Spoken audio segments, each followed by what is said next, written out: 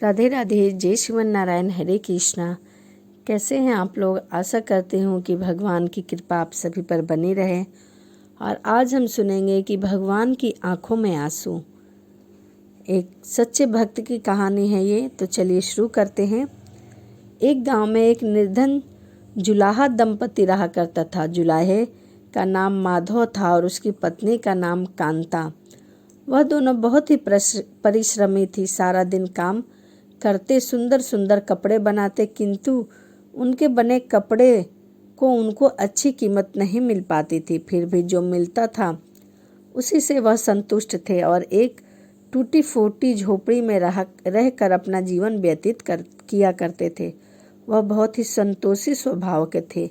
वह दोनों भगवान श्री कृष्ण के अनन्य भक्त थे। एक दिन भर के परिश्रम के बाद जो भी समय मिलता उसे वो दोनों भगवान के भजन कीर्तन में बिता दिया करते थे। माधव के पास एक तानपुरा और एक खड़ताल थी। जब वो दोनों मिलकर भजन गाते तो कृष्णा तानपुरा बजाता और उसकी पत्नी खड़ताल। फिर दोनों भगवान के भजन में ऐसे डूब जाते जैसे कि उनको अपनी भूख प्यास की कोई सुध-बुध नहीं है, कोई चिंता नहीं रहती। उन्होंने अपनी दीनहीन अवस्था के लिए कभी भगवान को कोई उलाहना नहीं दी और अपने इसी जीवन में प्रसन्न थे। लेकिन एक दुख उनको सदा सताता रहता था कि उनकी कोई भी संतान नहीं थी। इसको लेकर वह सदा चिंतित रहा करते थे और चिंता तो थी, फिर भी दोनों सदा भगवान की भक्ति में मगन रहा करते थे। इसके लिए भी उन्होंने भगवान की लीला समझकर इसे भी स्वीकार कर लिया था और निष्काम भाव से श्री कृष्ण भक्ति में लीन रहा करते थे। जब उनकी आयु अधिक होने लगी तभी एक दिन लीला ने सुंदर से कहा कि हमारी कोई भी संतान नहीं है। कहते हैं कि संतान के बिना मुक्ति प्राप्त नहीं होती। अब हमारी आयु भी अधिक हो चली है, न जाने कब बुलावा आ जाएगा। मरने के बाद हमारी चिता को अग्नि कौन देगा, कौन हमारे तर्पण करेगा, इस सभी कार्य को कौन करेगा जिससे हमें मुक्ति मिलेगी। माधव बोला, तू क्यों चिंता करती है? ठाकुर जी हैं ना, वही हम सबको देखेंगे। माधव ने यह बात कह दी, किंतु वह भी चिंता में डूबा रहा। तभी उसके मन में एक विचार आया। वह नगर में गया और श्री कृष्ण के बाल रूप की एक मूर्ति लेकर आया और घर में आकर बोला, अब तुझे चिंता करने की कोई आवश्यकता नहीं है। मैं यह बाल गोपाल लेकर आया हूँ। आज से यही हमारे पुत्र हैं। अगर हम संतानहीन हैं तो यह भी इन्हीं की इच्छा है। हम इनको अपने पुत्र के समान प्रेम करेंगे। यही हमारे पुत्र का दायित्व पूर्ण करेंगे। माधव की यह बात सुनकर कांता अत्यधिक प्रसन्न हुई। उसने बाल गोपाल को लेकर अपने हृदय से लगा लिया और बोली, आप बिल्कुल ठीक कहते हैं, आज से यही हमारे लाला हैं। इसके बाद दोनों पति पत्नी ने घर का एक कोना साफ किया और वहां उनके लिए बैठने का स्थान बनाया और एक चौकी लगा दी। उस पर बाल गोपाल को विराजमान किया। उस दिन से जुलाहा दंपति का नियम हो गया। वह प्रतिदिन बाल गोपाल को स्नान कराते, उनको धुले वस्त्र पहनाते, अपने पुत्र की तरह उनको लाड लड़ाते, उन्हीं के सामने बैठकर भजन कीर्तन करते और वहीं सो जाया करते थे। वो दोनों अपने हाथों से बाल गोपाल के लिए सुंदर वस्त्र बनाकर उनको पहनाया करते थे, उनको खाना खिलाते, उनको झूला झुलाते और रात को उनको सुलाकर ही सोया करते थे। इन सब से उनको बड़ा आनंद आता। धीरे धीरे दोनों बाल गोपाल को अपनी संतान के समान ही प्रेम करने लगे। बाल कृष्ण अब उनके परिवार का हिस्सा बन गए थे। कांता का नियम था कि वह रोज सबसे पहले अपने हाथों से अपने लाला को भोजन कराती, स्वयं भोजन करती। लाला को भोजन कराते समय उनको ऐसा प्रतीत होता जैसे वह अपने पुत्र को भोजन करा रही हैं। उन दोनों के निश्चल प्रेम को देख के करुणा निधान भगवान अत्यंत प्रसन्न हुए और उन्होंने अदृश्य रूप में आकर स्वयं भोजन खाना आरंभ किया। कांता जब प्रेम पूर्वक बाल गोपाल को भोजन कराती तो भगवान को प्रतीक होता मानो वह अपनी माँ के हाथों से भोजन कर रहे हैं। उनको कांता के हाथ से प्रेम पूर्वक मिलने वाला हर एक कवर प्रेम की प्राप्ति होती थी। भगवान श्री कृष्ण स्वयं माँ कि उस प्रेम लीला को वंशीभूत हो गए, किंतु कांता कभी नहीं जान पाई कि वह स्वयं बाल गोपाल उनके हाथ से भोजन करते हैं। एक दिन की बात है, कार्य बहुत अधिक होने के कारण कांता बाल गोपाल को भोजन कराना भूल गई। गर्मी का समय था, भरी दोपहरी में दोनों पति पत्नी कार्य करते करते थक गए और बिना भोजन किए ही सो गए। उनको सोए हुए कुछ ही देर हुए थे कि उनको एक आवाज़ सुनाई दी, मैया, ओ मैया, बाबा, मुझको भूख लगी है। दोनों हड़बड़ा कर उठ गए, चारों ओर देखा, आवाज़ कहाँ से आ रही है, किंतु कुछ भी नहीं दिखाई दिया। तभी अचानक लीला को याद आया कि आज उसने अपने लाला को भोजन नहीं कराया है। वह हड़बड़ा कर उठी और दौड़कर लाला के पास पहुंची तो देखा कि बाल गोपाल का मुख कुंभलाया हुआ है। इतना देखते ही दोनों पति पत्नी उनके चरणों में गिर पड़े। दोनों की आंखों से आंसू निकलने लगी, आंसुओं की धार बहने लगी। लीला तुरंत भोजन लेकर आई और न जाने कैसा प्रेम उमड़ा कि उसने लाला को उठाकर अपने गोद में बिठा लिया और भोजन कराने लगी। दोनों पति पत्नी रोते जा रहे थे और लाला को भोजन कराते जा रहे थे, साथ ही बार बार उनसे अपने द्वारा किए हुए अपराध को क्षमा मांग रहे थे। ऐसा प्रेम देखकर भगवान अत्यंत द्रवित हुए और अंतर्यामी भगवान श्री हरि साक्षात रूप में प्रकट हो गए। भगवान ने अपने हाथों से अपने रोते हुए माता पिता की आंखों से आंसू पोंछा और बोले, हे प्रिय भक्त, मैं तुम्हारी भक्ति और प्रेम से अत्यंत प्रसन्न हूँ। तुम जो चाहे वर मांग लो, मैं तुम्हारी प्रत्येक इच्छा को पूर्ण करूँगा। इतना सुनते ही दोनों भगवान के चरणों में गिर पड़े और बोले, हे दया निधान, आप हमसे प्रसन्न हो और स्वयं हमारे सम्मुख उपस्थित हो गए। इसी से हमारा जीवन धन्य हो गया। इससे अधिक हमें और क्या चाहिए? इससे अधिक किसी भी वस्तु का भला क्या महत्व हो सकता है? आपकी कृपा हम पर बनी रहे और कृपा बरसती रहे। श्री हरि बोले, यदि तुम चाहो तो मैं तुम्हारे जीवन में संतान के अभाव को समाप्त कर दूंगा और तुम्हें एक सुंदर संतान प्रदान करूंगा।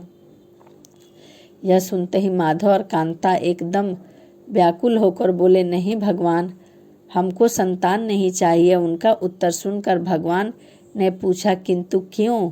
तुम्हें संतान नहीं चाहिए? अपने जीवन में संतान की कमी को पूर्ण करने के लिए ही तुम मुझे अपने घर लेकर आए थे। यह सुनकर वह दोनों बोले, हे प्रभु, हम आपको संतान नहीं चाहिए, क्योंकि हम संतान के मोह में नहीं पड़ना चाहते। हम अब आपकी ही सेवा किया करेंगे और आज से आप ही हमारी संतान हो। प्रेम और भक्ति से भरा हुआ उत्तर सुनकर करुणा निधान भगवान करुणा से भर उठे। उनके विचार सुनकर भगवान स्वयं की आंखों से आंसू टपकने लगा और वह बोले, हे मैया, हे बाबा, मैं यहाँ आया तो था आपके ऋण को उतारने, किंतु आपने तो मुझको सदा सदा के लिए अपना ऋणी बना लिया। मैं आपके प्रेम का ही ऋणी हूँ और इसका ऋण कभी नहीं उतार पाऊँगा। मैं सदा तुम दोनों का ऋणी रहूँगा। मैं तुम्हारे प्रेम से अत्यंत प्रसन्न हूँ। तुमने अपने निर्मल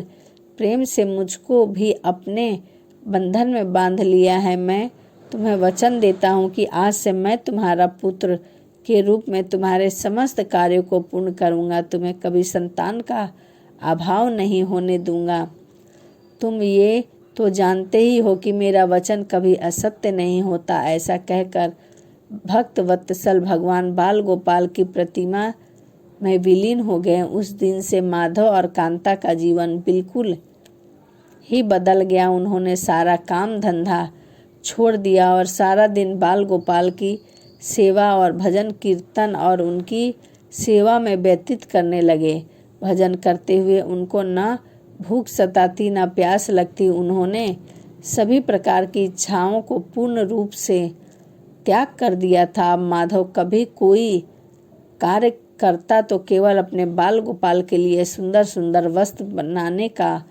उनके सामने जब भी कोई परेशानी आती, बाल गोपाल ही एक रूप में उपस्थित हो जाते और उनके समस्त कार्य को पूर्ण कर देते। वह दंपति और बालक गांव भर में चर्चा का विषय बन गए, किंतु गांव में कोई भी यह नहीं जान पाया कि वह बालक कौन है, कहाँ से आता है और कहाँ चला जाता है। धीरे धीरे समय बीतने लगा। अब जुलाहा दंपत्ति बूढ़े हो चले थे, किंतु भगवान की कृपा उन पर बनी रहती थी। अब दोनों की आयु पूर्ण होने का समय आ चला था। भगवान प्रेरणा से उनको यह ज्ञात हो गया कि अब उनका समय पूरा होने वाला है।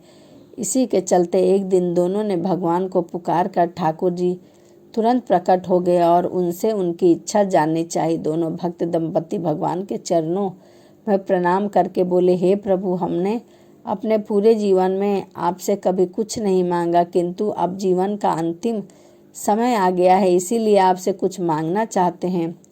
भगवान बोले कि ठीक है, निसंकोच होकर मांगो, अपनी कोई भी इच्छा कहो। मैं वचन देता हूँ कि तुम्हारी प्रत्येक इच्छा को पूर्ण करूँगा। तब बाल गोपाल के अधाम प्रेम में डूबे हुए वृद्ध दंपति बोले, हे नाथ, हमने अपने पुत्र के रूप में आपको देखा है। आपने भी पुत्र के समान ही हमारी सेवा की है। अब वह समय आ गया है जिसके लिए कोई भी माता पिता पुत्र की कामना करते हैं। हे दीन बंधु, हमारी इच्छा है कि हम दोनों पति पत्नी के प्राण एक साथ निकले। हे दया निधान, जिस प्रकार एक पुत्र अपने माता पिता की अंतिम क्रिया करता है और उसको मुक्ति प्रदान करता है, उसी प्रकार हे परमेश्वर, हमारी अंतिम क्रिया आप अपने हाथों से करके हमें मुक्ति प्रदान करें। श्री हरि ने दोनों की उनकी इच्छा पूर्ण करने का वचन दिया और बाल गोपाल के विग्रह में विलीन हो गए। अंत में वह दिन भी आ पहुंचा। तब प्रत्येक जीव को यह शरीर छोड़ना पड़ता है। दोनों वृद्ध दंपत्ति बीमार पड़ गए। उन दोनों की भक्ति की चर्चा गांव भर में हो रही थी, इसीलिए गांव के लोग भी उनका हालचाल जानने झोंपड़ी के पास आ गए, किंतु उन दोनों का ध्यान तो श्री हरि में रम चुका था। उनको नहीं पता कि कौन आया कौन नहीं आया। तभी अचानक एक चमत्कार हुआ। जुलाहे की झोंपड़ी एक तीव्र और अलौकिक प्रकाश से भर उठा। वहां उपस्थित समस्त लोगों की आंखें बंद हो गई। किसी को कुछ भी दिखाई नहीं पड़ रहा था। कुछ लोग तो झोंपड़ी के बाहर आ गए, कुछ वहीं धरती पर बैठे रहे। तभी श्री हरि अपने दिव्य चतुर्भुज रूप में प्रकट हुए। उनकी प्रतिमा शोभा समस्त सृष्टि को आलोकित करने वाली थी, जो वातावरण में एक दिव्य सुगंध भर गई और अपनी मंद मंद मुस्कान से अपने उन भक्त माता पिता की ओर देख रहे थे। उनका यह दिव्य रूप देखकर दोनों वृद्ध अत्यंत आनंदित और मंत्र मुग्ध हुए जा रहे थे। अपने दिव्य दर्शनों से दोनों को तृप्त करने के बाद करुणामयी लीलाधारी समस्त सृष्टि के पालनहारी श्री हरि उन दोनों के निकट धरती पर ही उनके सिरहाने बैठ गए। भगवान ने उन दोनों भक्तों का सार अपने सर को अपनी गोद में रखा, उनके शीश को प्रेम पूर्वक अपने हाथ रखा। इसके पश्चात अपने हाथों से उनके नेत्र बंद कर दिए। इतना करते ही तत्काल दोनों के प्राण निकल गए। श्री हरि के विलीन हो गए। पंचभूतों से बना शरीर पंचभूतों में विलीन हो गया। कुछ समय बाद जब यह दिव्य प्रकाश का लोप हुआ तो सभी उपस्थित ग्रामीणों ने देखा कि वहाँ न तो माधव था, न कांता थी और न ही बाल गोपाल बचे हुए थे। मात्र कुछ फूल जो धरती पर पड़े थे, उसमें से एक दिव्य सुगंधित वातावरण चारों ओर फैली हुई थी और उस धरती को नमन किया। सभी ने उस पुष्पों को ग्रामवासियों ने शीश झुकाया और माधव और कांता की भक्ति और गोविंद के नाम का गुणगान करते हुए चल दिए। उन पुष्पों को श्री गंगा जी में विसर्जित कर दिया गया। सच्चा भक्त वह है जो क्षण भर के लिए भी भक्ति के विमुख नहीं होता, अर्थात जिनका चित्त ईश्वर से अखंड बना रहता है, वही सच्चा भक्त कहलाता है। सरल शब्दों में कहे तो भक्ति के अंतिम चरण का अनुभव करने वाले को ही भक्त कहते हैं। तो यह भक्त और भगवान की लीला थी। भगवान की आंखों से अपने भक्त के लिए आंसू निकले। तो चलिए इसी के साथ वीडियो को समाप्त करते हैं और मिलते हैं अगली वीडियो में। यदि आपको वीडियो अच्छी लगी हो तो प्लीज़ चैनल को सब्सक्राइब, लाइक, कमेंट से शेयर ज़रूर करिए। तो चलिए इसी के साथ मिलते हैं अगली वीडियो में। राधे राधे, जय श्रीमन नारायण, हरे कृष्णा।